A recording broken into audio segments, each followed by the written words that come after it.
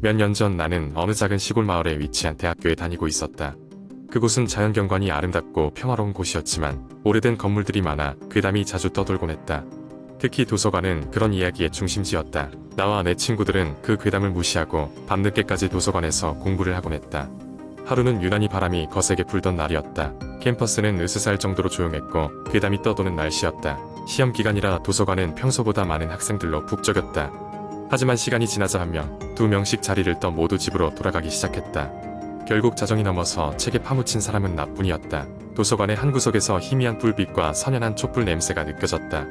낡은 책 속의 페이지를 넘기며 집중하려 했지만 내 마음 한쪽에서는 은근한 불안감이 살랑거리고 있었다. 이건 아마도 내 상상일 거야. 나는 스스로를 다독였다. 새벽 2시 즈음이 되었을 때 나는 잠시 쉬기 위해 화장실에 갔다가 돌아오는 길에 우연히 지하로 내려가는 작은 계단을 발견했다. 분명히 이전에는 보이지 않았던 계단이었다. 호기심에 이끌려 나는 계단을 내려갔다. 계단은 오래되어 삐걱거렸고 점차 불안감은 커져만 갔다. 지하에는 작은 방 하나가 있었는데 낡고 습한 분위기였다. 방 중앙에는 책상이 있었고 그 위에는 오래된 일기장이 놓여 있었다. 나는 망설임 끝에 일기장을 펼쳤다. 일기장은 이곳 도서관에서 실종된 한 학생의 기록으로 보였다. 그는 이 도서관에 무언가 비밀이 있다는 이야기를 쫓고 있었다고 적혀 있었다. 읽으면 읽을수록 등골이 서늘해졌다. 마지막 몇 페이지는 이해할 수 없는 문장과 끔찍한 그림으로 가득 차 있었다. 그때였다. 방 안의 등이 깜박거리면서 문이 쾅하고 닫히는 소리가 울려 퍼졌다. 공포에 사로잡힌 나는 문으로 달려가 열려고 했지만 문은 굳게 닫혀 있었다. 그때 벽 너머에서 무언가 움직이는 소리가 들렸다. 누구 있어요? 떨리는 목소리로 물었지만 대답은 없었다. 대신 벽에서 슥슥 갈리는 소리와 함께 그림자가 드리워졌다.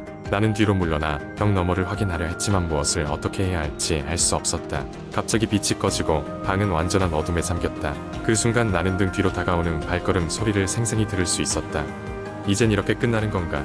라는 생각이 들무렵 갑자기 형광등이 다시 켜지며 앞이 환해졌다. 그런데 방 안엔 아무도 없었다. 나는 정신없이 문을 열고 도망쳤다. 다시는 그 지하실에 가지 않겠다고 맹세하며 도서관을 뛰쳐나왔다. 다음 날 친구들에게 그 일을 이야기했지만 아무도 그곳에 지하 계단이 있다고 믿지 않았다. 그저 피곤해서 환각을 본 것일 뿐이라고 했다. 하지만 나는 그 경험을 잊을 수 없다.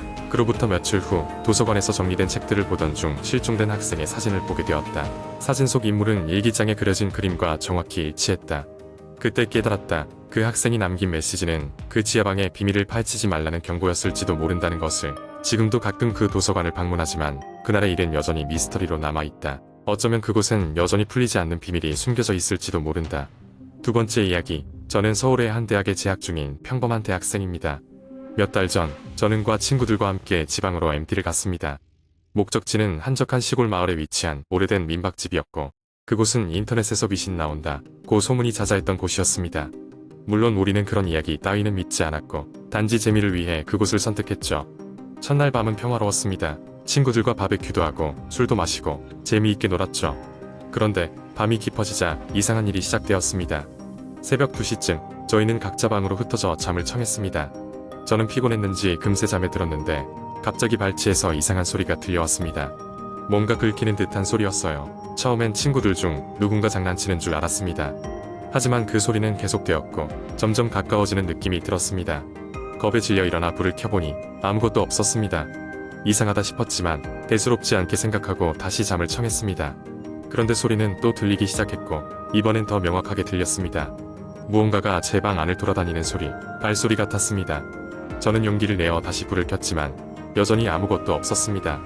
너무 무서워서 다른 방에 있는 친구들에게 가보았지만 모두 깊이 잠들어 있었습니다. 다음 날 아침 저는 어제 있었던 일을 친구들에게 말했지만 아무도 믿지 않았습니다. 하지만 뭔가 이상한 느낌을 떨칠 수 없었죠. 둘째 날 밤 우리는 다시 즐거운 시간을 보냈고 어제 일을 잊고 있었습니다. 그날 밤도 다시 그 소리가 들려왔습니다.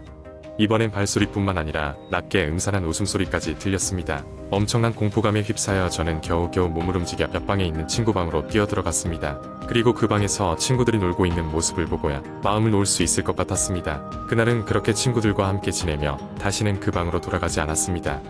하지만 놀라운 것은 그날 이후로 민박집 주인이 자주 너머로 무언가 속삭이듯 말을 했던 것을 떠올린 것이었습니다. 그는 늘 조용히 있으면 아무 일도 없을 거야 라고 했습니다. 마지막 날 아침 우리는 어젯밤 있었던 일을 주인에게 조심스레 물었고 주인은 그제야 한숨을 쉬며 털어놓았습니다. 우리가 머물렀던 그 방은 예전에 한 젊은 여성이 사랑을 이루지 못해 목을 매달랐던 방이라는 것입니다. 그 이후로 그녀의 영혼이 그 방을 떠돌며 혼자 있는 사람을 두려워하게 만든다는 이야기를 들려주었습니다.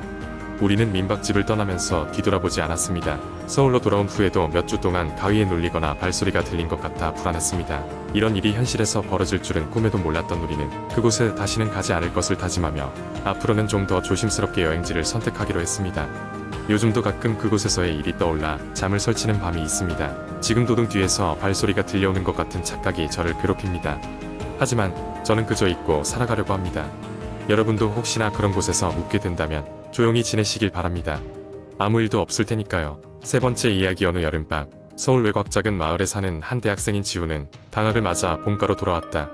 가족들은 지훈이 집에 오기를 고대하고 있었다. 이번 여름은 유난히 무더워 지훈은 방에 있는 에어컨을 틀어놓고 방 안에 틀어박혀 시간을 보내곤 했다. 그러던 어느 날 밤 지훈은 늦은 시간까지 인터넷 서핑을 하며 시간을 보내고 있었다. 새벽 2시가 넘자 지훈의 눈꺼풀은 무거워졌고 슬슬 잠자리에 들기 위해 컴퓨터를 끄려고 할 무렵이었다. 그때 창문 밖에서 이상한 소리가 났다. 처음에는 나뭇가지가 창문에 긁히는 소리라고 생각했지만 점점 더 또렷하고 규칙적으로 창틀을 두드리는 소리가 들렸다. 지훈은 무심코 창문 밖을 내다보았다. 그 순간 그는 심장이 멎을 듯 놀랐다. 창문 너머로 한 여자의 얼굴이 자신을 뚫어져라 바라보고 있었던 것이다. 그 여자는 창백한 피부에 놀라울 정도로 긴 머리칼을 늘어뜨리고 있었다. 지훈은 깜짝 놀라 침대에서 벌떡 일어났다. 순간적으로 정신이 번쩍 든 그는 창문으로 다가가 여자에게 외쳤다. 누구세요? 지금 뭐 하시는 거예요? 그러나 그녀는 대답하지 않았다. 그저 커다란 눈망울로 지훈을 쳐다볼 뿐이었다. 지훈은 여자에게서 위협적인 느낌을 받지는 않았지만 너무도 기이하고 섬뜩한 상황에 심장이 두근거리기 시작했다. 어떻게 해야 할지 몰라 지훈은 방을 돌아다니다가 부모님께 이 상황을 알려야겠다고 결심했다. 지훈이 방을 나서기 전 창문 쪽을 다시 한번 돌아보았을 때 그녀는 사라져 있었다.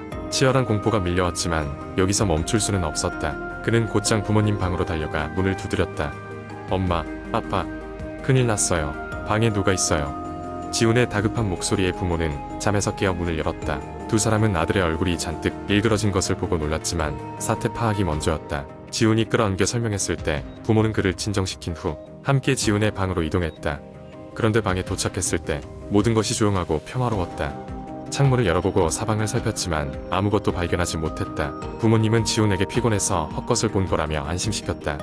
지훈도 자신이 지쳤다고 생각하며 그 일을 대수롭지 않게 넘기려 했었다. 며칠 후 지훈은 그 사건을 거의 잊고 다시 일상적인 밤을 보내고 있었다. 그런데 같은 시간에 다시 창문을 두드리는 소리가 들렸다. 이번에는 더 선명하고 날카로운 소리였다. 지훈은 두려운 마음으로 창문을 다시 확인했다. 그러자 똑같은 여자 얼굴이 이번에는 더 가까이에 더 가깝게 자신을 응시하고 있었다. 그러나 이번에는 그녀의 입이 움직이며 뭔가를 말을 걸었다.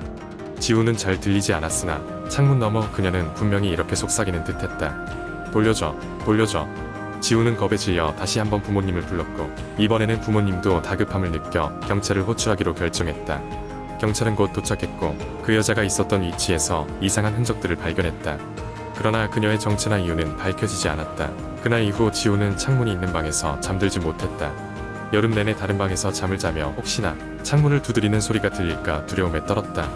그리고 시간이 흘러 방학이 끝난 후 지훈은 학교로 돌아갔다. 몇 해가 지나고 어느 날 지훈의 집 근처에서 재개발 공사가 시작되었다. 그러던 중 공사 현장에서 옛날 묻혀있던 오래된 유골이 발견되었고 경찰의 수사 끝에 그 유골은 몇십 년 전에 실종되었던 한 여자의 것으로 밝혀졌다. 그녀는 당시 미제로 남아있는 사건의 피해자였고 유감스럽게도 끝내 사람들의 기억 속에서 잊혔던 사람이었다. 이 모든 사실들이 지훈에게 전해졌을 때 그는 창문 밖에서 봤던 여자가 그 유령임을 확신하게 되었다. 그녀는 자신의 존재를 알리고 싶었던 것인지 아니면 그저 외로워서 누군가와 대화를 나누고 싶었던 것인지 알 수 없었다. 그저 돌려달라던 그녀의 마지막 말만이 지훈의 기억에 오래 남아 지워지지 않을 뿐이었다.